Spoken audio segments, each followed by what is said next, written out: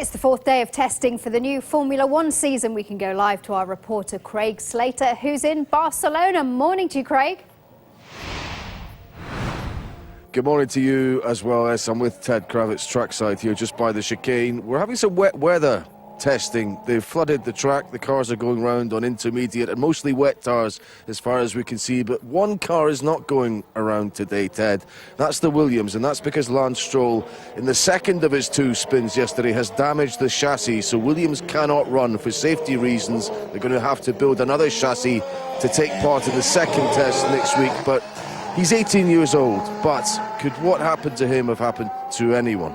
I don't know, it's possibly a good thing that Lance Stroll isn't driving today, because looking at the troubles that everybody else, the more senior drivers, are having, he might have ended up in the barriers for a third day running when he's in the car. I mean, you know, these cars are, this year, they've changed the rules so that these cars are harder to drive. They are less forgiving than the cars of the previous 4, 5, 6 years.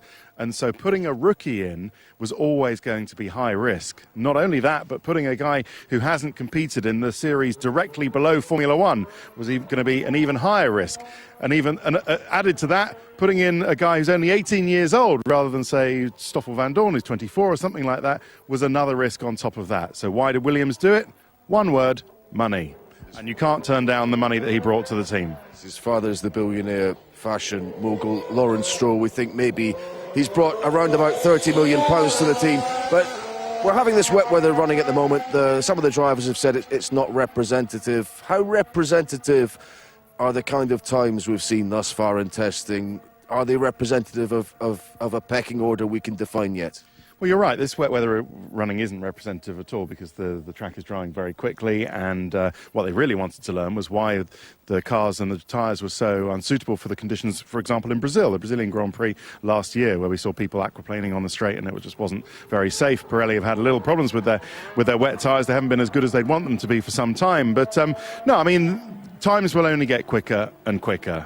We haven't really seen the true running of any of the teams, not least Mercedes, who Lewis Hamilton said yesterday there's no more power from this year's car, which we thought was a very strange comment, considering that Andy Cowell and everyone from the team is saying that this new 2017 engine has loads more power. So for Lewis Hamilton to say there's no more power, he can't feel any more power, leads us to wonder whether they're turning these 2017 engines down on the Mercedes, and actually there's more to come from Mercedes-Benz, making the opposition perhaps feel a little less sure on their feet than they are at the moment. So we'll see. We'll investigate that one. Just finally, to finish with McLaren, a team which has lacked power conspicuously from their engine.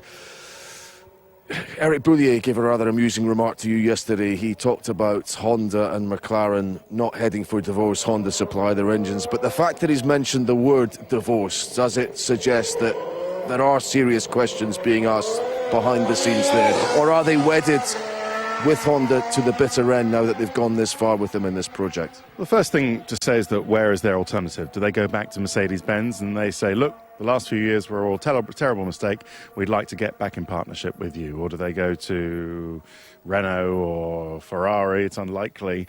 They would want, if they wanted a divorce with Honda, they'd want to go with the class-leading power unit, which is the Mercedes. Can they do that? Yes, I suppose so. Is it embarrassing? Yes, I think it is. Does it go against everything that they've said for the last 3 years? Yes, it does. So I think it's pressure being put on. I don't think they're serious about, at this moment, starting divorce proceedings. But if they don't see signs of progress from Japan, then they'll have to think a bit more about whether this is going to work long term, because there's no evidence so far that Honda can deliver medium to long term in Formula One to a power level to match Mercedes, I'm afraid to say. Stuff. We'll leave you with images of the Sauber, I think it is, with Antonio Giovinazzi, the first Italian driver in Formula One for quite a number of years, since Jarno Trulli going back into the pits. But yeah, it's interesting, that one. We'll see. McLaren saying they're not even having marriage counselling with Honda at the moment, but they are throwing plates at each other, so clearly all is not absolutely hunky-dory there. Thank you, Craig. The start of the 2017 Formula One season is just 3 weeks away, and as the drivers continue to get to grips with their new cars, Craig Slater has been finding out how they're feeling ahead of the first race in Australia. For Lewis Hamilton, a day like this is a necessary chore. Almost 100 laps at, for him, a humdrum pace.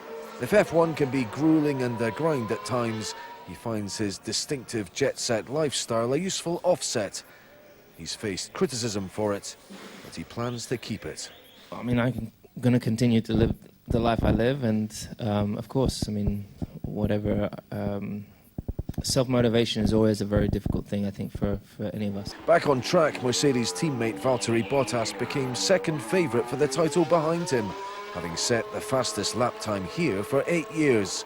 Pirelli project pole will be 5 seconds quicker than 2016, and the retired champion for one is revved up with excitement. I'm excited for our sport because there's such a big positive vibe from these new cars. The drivers are excited, the fans are excited, they look, fierce. But Ferrari look in touch. Sebastian Vettel on slower tyres was only 2/10 off Bottas, as his dad Norbert, an old boss at Red Bull Helmut Marko, studied form. The car is working, we don't have any major issues, which is the most important. It was reliable already in Fiorano last week when we shook the car down. But in terms of performance, I think it's very early to tell. Obviously, these cars feel very different to what we had before.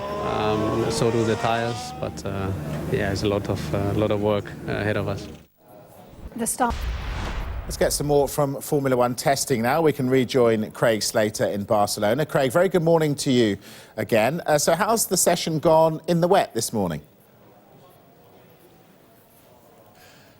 Well, I've just been talking to Ted Kravitz about this whole issue of wet weather testing, and it seems to me some of the teams, maybe some of us as well, find it a little bit burdensome that this has to take place because we'd rather see the cars zooming around on the quicker slick tyres. But cast your mind back to that Brazilian Grand Prix of last year, and the fact that many people felt F1 dodged the bullet on that occasion with serious accidents on the straight involving the likes of Sebastian Vettel and Kimi Raikkonen. Does more work need to be done to give the drivers reassurance that these wet tyres can be safe, even in particularly hazardous conditions? Well, I think if we cast our mind back and to Silverstone as well when we get these wet races, everyone will remember that the FIA know that there are these issues with the tyres, and then don't tend to start the races. And see, if the races are started, they're started behind the safety car, and nobody watching at home likes to see that. So it's not an exact science, this wet weather technology and these wide tyres that we have now. You look at previous tyre suppliers in Formula One, Goodyear, Bridgestone, and now Pirelli, and Michelin as well.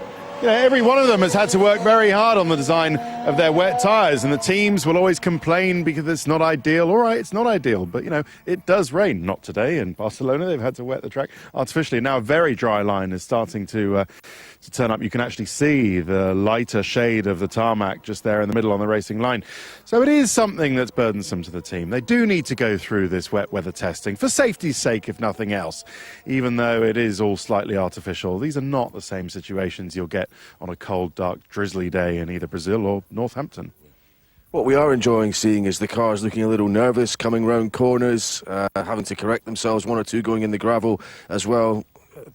Will we lose an element of that this year? Because it's going to be easier to corner. A lot of corners will effectively be extensions of the straights. Cars will be able to take them at full throttle. Will people like Max Verstappen, who could perform miracles around certain turns, overtaking cars, now be just amongst the rest of the pack? Are we going to lose that aspect of driver skill being shown up? I hope not. But from what, for example, Lewis Hamilton was saying yesterday, it's much harder to get in a position where you're actually side by side and in a position to try a Max Verstappen move round the outside with these cars than it was last year. And so, never mind the effects of the changed cars, he might not get in a position where he's actually able to overtake people because you can't follow, because the air is so much more turbulent. There's dirty air behind, thrown up from all these aerodynamic surfaces, more of which we have this year than we had last year, that might make the racing difference. But I emphasise the word might, because we don't know yet. Indeed, we haven't even had the second test. We're just in the first test yet. Lewis did qualify his statement that it was much harder to pass and to follow other cars, with the caveat that we haven't seen loads of cars at the same time on the same piece of track the way we do in a race. So let's wait and see, but I certainly hope not.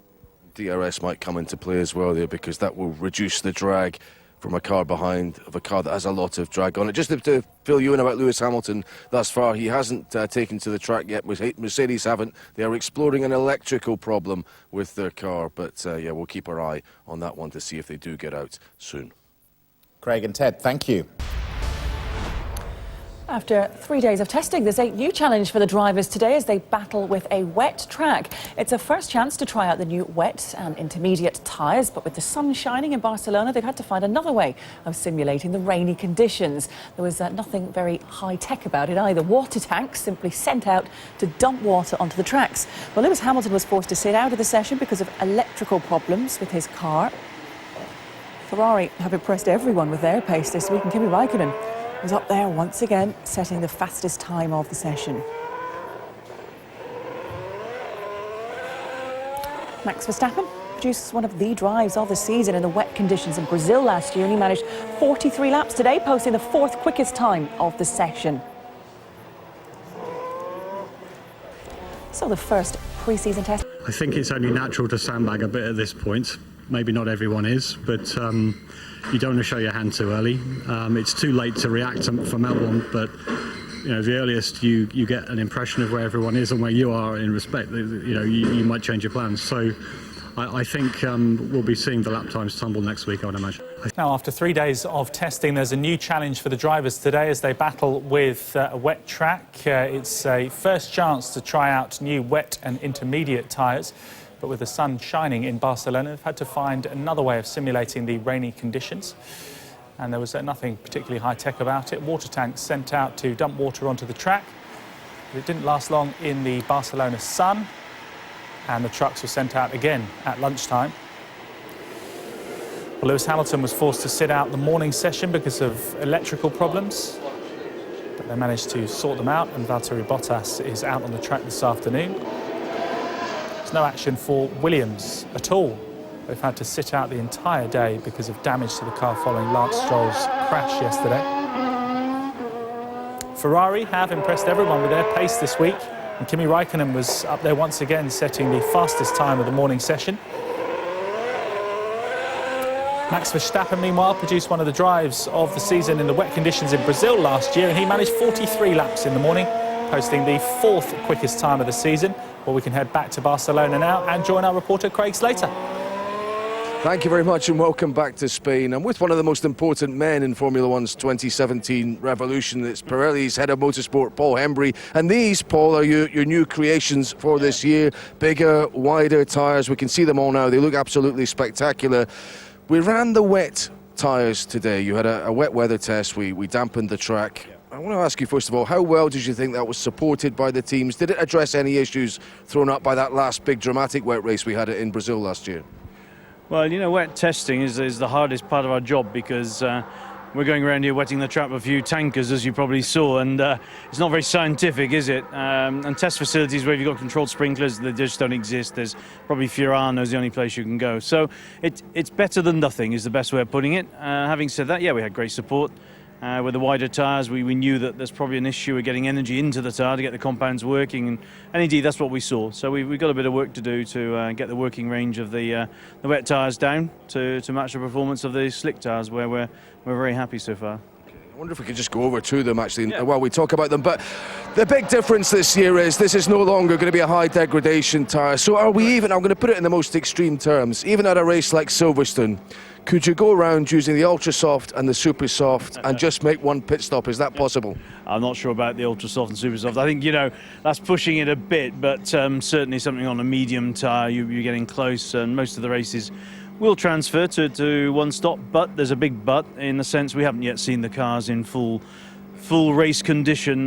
We believe there's going to be probably here 2, maybe 3 seconds more to come, and 3 seconds is, you know, a massive amount of energy going into the tyre. So what might seem conservative right now with 15 degrees centigrade, when you've got 30 degrees in May, going 3 seconds quicker, it changes the whole scenario. Because you have to keep an eye on what the teams are doing and what they might do in the future as well. So I'm going to ask you this. Mercedes, we've found out, are having to run their engine at relatively low power at the moment. Are they going to take a bit? Everyone. Well, maybe. I mean, it might be depressing, or maybe if this new engine isn't working properly, maybe it might let everyone else in. But are you expecting a massive step up? Are people hiding their hands effectively right now? Well, they always do during this phase. You know, nobody wins anything in February and March. You know, it's an exercise in understanding the vehicle. They want to get their reliability sorted. So you have to say that both, I'm sure Ferrari and Mercedes are quite happy with their running in these last. You've seen the number of laps they've both done. So I think that's a good basis. But in terms of performance, you know, nobody knows where they are yet. All you can say is that it looks a good start for both of those teams. Everyone else is probably saying, well, you know, we've got a lot to come. Melbourne, Saturday night after qualifying, that's when we'll know where we are. Okay, great stuff, Paul. I'm just going to try and lift one of these just in finally. And actually, they're surprisingly light, despite 25% bigger dimensions that they have. But yeah, great stuff, Paul. I hope you have a great year. I love the old tyres, I have to say, but this man... It's just different, you know. It's the drivers wanted something where they can push on, where they don't get the overheating, and that's what they've got. The feedback so far is we're in the right direction, and you know, it'll be down to them and down to the cars. Okay, great stuff. Paul Hembry, the man that reinvents the wheel every year. Now, right, more from Formula One testing now, and let's rejoin Craig Slater in Barcelona. A very good afternoon to you, Craig. It looks like lovely conditions. Just coming to the end of the crucial first test. Then who's looked the strongest? Yes, you're right about the conditions. It is a beautiful sunny day, 19 degrees Celsius here. But because of that, they had to water the track to undertake some wet running today. Valtteri Bottas was out in that because for Mercedes, only because Lewis Hamilton had an electrical fault in the morning. And Bottas, I think, behind Lewis Hamilton, who is still the clear favourite amongst the bookmakers, is showing signs that he can be a contender this year. He's second favourite now. He hasn't won a race, interestingly enough, since 2011, so that's a good 6 years ago. But he's eased himself well into this Mercedes team, and the mechanics are telling me he's providing very good information at the moment and feedback. Ferrari are the big enigma here. They're running at the top of the timesheet with Kimi Räikkönen, but we really do not know if they're just trying to send back some positive news stories to Italy, because this has been the case for the last 3 seasons. They've always been regularly at the top of the timesheets in testing, but haven't translated that to race victories in the season itself. The bad news story today, if there has been one, has been at Williams. They've been unable to run at all. Their garage has been shut. That's because young Lance Stroll, just 18 years of age, had an accident yesterday, went into the wall and did some pretty serious damage to the chassis itself. To be fair to him, this is what happens with young drivers, and he did complete 98 laps before that on the track, but he's had to sit out today along with Felipe Massa. So a bit of dilemma for Williams next week. Do they give Stroll more time in the car to get acclimatised to F1, or do they want to guarantee they will actually get some running by having the veteran Massa there? That's something they'll have to think about over the next few days. But one other thing to mention is that Williams should benefit from a vast improvement in performance next week, because we understand that the Mercedes power unit that's been running is not really the proper 2017 spec. There's been some issues in the factory the team have been wrestling with. So they've been running effectively on low power, and that will crank up next week. So that really does make Mercedes, and maybe their customer teams as well, favourites to do well at the start of the season. OK, Craig, thanks very much for now. Thanks very much, guys. Right, it's been another busy day in Barcelona as the F1 testing session continues. Let's join Craig Slater, who's at the Circuit de Catalunya in Barcelona. And Craig, it's coming to the end of this crucial first test. Who is looking the strongest? That's what we want to know. Well, it's difficult to work out at this stage. We've got another week to go, but it's been a strange week in that times have really fallen, and yet teams haven't really been trying to put together any real performance packages. That's because the cars have changed and they're inherently quicker. Lewis Hamilton leaves here the favourite. He didn't actually bother to do any wet running today. They had an electrical fault, and so he departed the scene, leaving Valtteri Bottas to take over in the Mercedes car. Now, one of the big question marks this week is, can Valtteri Bottas challenge Lewis Hamilton over the course of this year? He hasn't actually won a race of any kind since way back in 2011, a British Formula 3 race in Donington Park. So I put it to him, is he going to have to relearn managing a race from the very front of the field, and how hungry is he anyway to get back on that top step of the podium? They're definitely very hungry for the wins. Obviously, I try to not make it a thing, you know, not to take any extra pressure out of it. I know in junior Formula that I can do it. I've won a lot of races there, but this is Formula One and everything is next level, and it's extremely difficult. But yeah, we need to go day by day, race by race. But obviously, that is going to be the goal, winning this year, and it's a goal for me and for the team, but it's early days. We're only testing, and we need to keep our feet on the ground, work hard, and we'll find out soon if it's possible. Valtteri actually confirmed that it surprised him how much he had to learn about the new Mercedes team he's joined, so he's taken every opportunity to get in the car. The good news for him and for the Mercedes customers potentially as well is that this power unit they have has not been operating at full pelt, so they could gain even a second and a half of extra performance next week in the second test if they bring the very latest spec of their power unit and run it on full power. That might be bad news for the likes of Red Bull, who have this Renault unit which is improving but probably not quite in the Mercedes class, although they have got a lot of aerodynamic upgrades to come. So it's engine power versus aerodynamic excellence at Red Bull, which might be one of the key battlegrounds here. Here's Max Verstappen, the Red Bull driver's take on how his team can improve in the second test. I think for sure, you know, for us the most important was just to try and make mileage and see if all the parts were holding on, and I think everything has been behaving pretty well. Just in terms of catching Mercedes, which must be your target, are you worried that they've got this power advantage still and maybe more to come there? Well, for sure, you know, they will still have an advantage on us in the beginning of the season, power-wise, but I think we are definitely catching up.